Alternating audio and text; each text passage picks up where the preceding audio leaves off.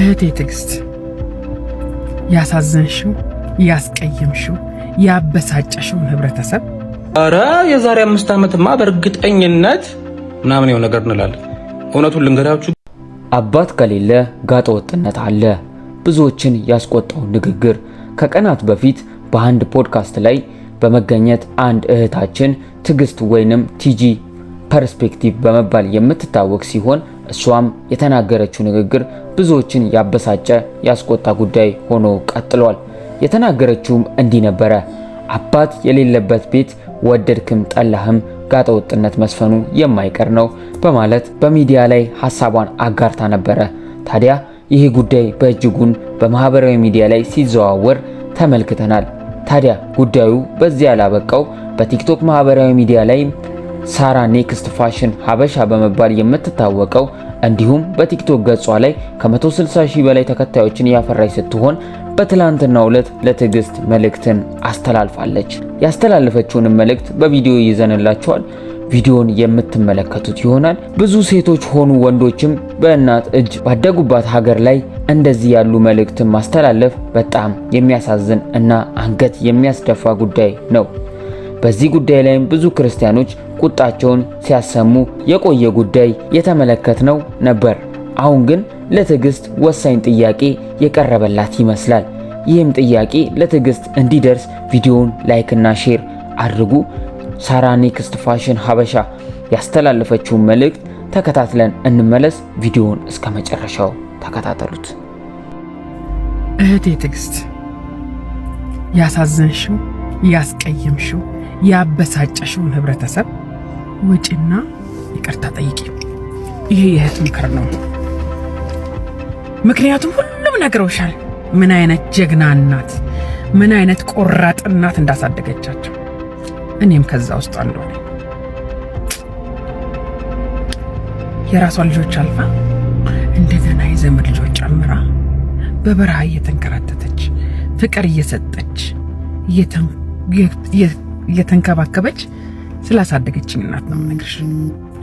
ስለዚህ እህቴ ትዕግስት ያሳዘንሽው ህብረተሰብ ማህበረሰብ ያስቆጨሽ ወንዶች ያሳዘንቻቸው ሴቶች ብዙ ናቸውና ማብራሪያ ሰጥተሽ ለመሸፋፈን አትጣሪ። ምክንያቱም የወጣሽ ፐብሊክ ላይ ነው። ወጥተሽ ይቅርታ መጠየቅ ያለብሽ ፐብሊክ ላይ ነው። የኔ እህት ተመረሻል አትማሩ ብለሽ መከርሽ። ደግሞ እየተማርሽ ነው ስንሰማ ጥሩ ነው። እውቀት ሲበዛ እንዳንቺ ካደረገ ቢቀር ይሻላል። ግን እንደ እግዚአብሔር ቃል መነግርሽ የኤሊ ልጆች ምናምን ተነበሩ ይላል እግዚአብሔር ቃል።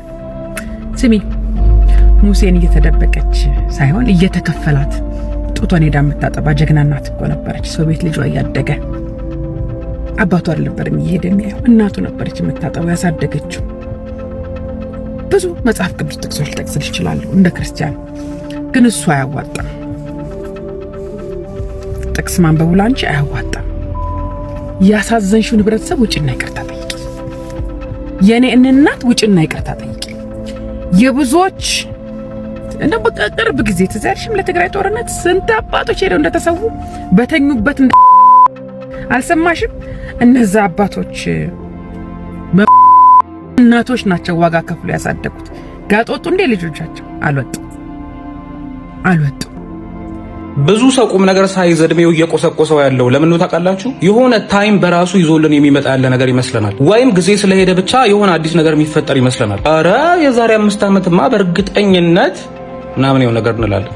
እውነቱን ልንገራችሁ ግን ምንም አይፈጠርም። ምንም ጊዜ በራሱ ይዞ የሚመጣው ነገር የለም። እኛ እየወሰናቸው ያሉ አዳዲስ ውሳኔዎች እስከሌሉ ድረስ እዛው ላይ ቆመን ነው የምንቀረው። የተሸወድነው የቱ ጋር እንደሆነ ልንገራችሁ። ልጅ እያለን እኛ ምንም የተለየ ነገር ሳናደርግ ነገሮች ይቀየራሉ። ለምሳሌ ከአንድ ክላስ ወደ አንድ ክላስ እንዘዋወራለን። በእያንዳንዱ ዓመት የአካል እድገት አለ። የላይፍ ማይልስቶኖች አውቶማቲክ ናቸው። ኬጂ ስጨርስ ኤሌመንተሪ ትገባለህ፣ ኤሌመንተሪ ስጨርስ ሃይ ስኩል ትገባለህ፣ ዩኒቨርሲቲ ወይም ኮሌጅ ትገባለህ፣ ከዛ ግራጁዌት ታደርጋለህ። በቃ የተለየ ውሳኔ ባትወስን እንኳን በላይፍ ውስጥ በየዓመቱ ለውጥ አለ። እስከ 20 ዓመት ባለው እድሜ ውስጥ ለምሳሌ 3 ዓመት ማለት ትልቅ ነው። ብዙ ነገር ይቀየራል። ሶ በእነዚህ ጊዜያት ብሬናችን ታይም ኢዝ ኢኳል ቱ ግሮዝ ብሎ እንዲያምን ትሬን ተደርጓል። ግን ልክ አደልት ስትሆን አውቶማቲክ የሚባል ለውጥ ይቆማል። በህይወት ምንም ነገር ሳይፈጠር 5 ዓመት ሊያልፍ ይችላል። አብዛኞቻችን የልጅነት ኢሉዥን ውስጥ ያለን ይመስለኛል። ልክ እንደ ልጅነታችን ሁሉ ጊዜ ስለሄደ ብቻ አዲስ ነገር የሚፈጠር ይመስለናል። ነገር ግን እኛ የምንወስናቸው አዳዲስ ውሳኔዎች ብቻ ናቸው እንደ ደረጃ ሊያገለግሉን የሚችሉት። ትልቅ ሰው ስትሆን ታይም ኢዝ ኢኳል ቱ ግሮዝ በሚለው ፋንታ ኒው ዲሲዥንስ ኢዝ ኢኳል ቱ ግሮዝ በሚለው ይተካል። ስለዚህ እስቲ ራሳችንን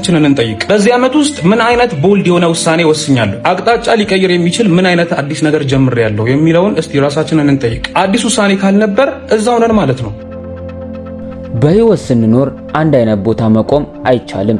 ይህን ህይወት አትፈቅድልንም እና ዛሬ ካለንበት ቦታ በቶሎ መውጣት ካልቻለን ብዙ እንድንጎዳ ያደርገናል። ታዲያ ዛሬ ልንላችሁ የወደድነው ካላችሁበት ቦታ በቶሎ ውጡ። ነገ በዛሬ አይመራም። ዛሬ የራሱ የሆነ መንገድ አለው። ይህን መንገድ መሻገር ወይንም ማለፍ ካልቻላችሁ እጅጉኑ ነገ ላይ ብዙ የሚከብዳችሁ ነገሮች፣ ተስፋ መቁረጥ፣ ራስን መጥላት ያስከትሉብናል። ሁሌም አንድ ሰው በህይወቱ ሊያስተውለው ከሚገባው ነገር አንዱ በህይወቱ ተደጋጋሚ የሆነ ስርዓት እየሄደ ከሆነ በቶሎ መንቃት ይኖርበታል። አንድ ቦታ መበጠስ እንዳለበት ሊያስተውል የተገባ ነው። መጽሐፍ ቅዱሳችንም እንደሚናገረው ወደ ኤፌሶን ሰዎች ምዕራፍ 5 ከቁጥር 16 ቀኖች ክፉዎች ናቸውና ዘመኑን ዋጁ ይለናል። ታዲያ የፋሪስ ሚዲያ ተከታታዮቻችን ይሄ ጊዜ የሚቆም አይደለም፣ ያልፋል። ታዲያ በዚህ ጊዜ የእግዚአብሔርን ቃል ያልታጠቀ ከአንድ አይነት ምልልስ ሊወጣ አይችልም። ለነገ የታጠቅነው ነገር ስለማይኖረንም እንዳላችሁ ተስፋ መቁረጥ ያመጣብናል። ዛሬ ቆሞ ማሰብ ለነገ ትውልድ መሰረት መገንባት ነውና እንንቃ። ቪዲዮውን ከወደዳችሁት ላይክ እና ሼር እንዳይረሳ። ሐሳብና አስተያየቶቻችሁን በሐሳብ መስጫ ሳጥን ስር ያስቀምጡልን። ለፋሪስ ሚዲያ ቤት አዲስ ከሆናችሁ ቤቱን ሰብስክራይብ በማድረግ ቤተሰብ ይሁኑ እንላለን። መረጃ በፍጥነት እንዲደርሳችሁ የደውል ምልክቷን መጫን አይርሱ። እኛ በአዲስ መረጃ እስክንመለስ ቸር ሰንብቱ።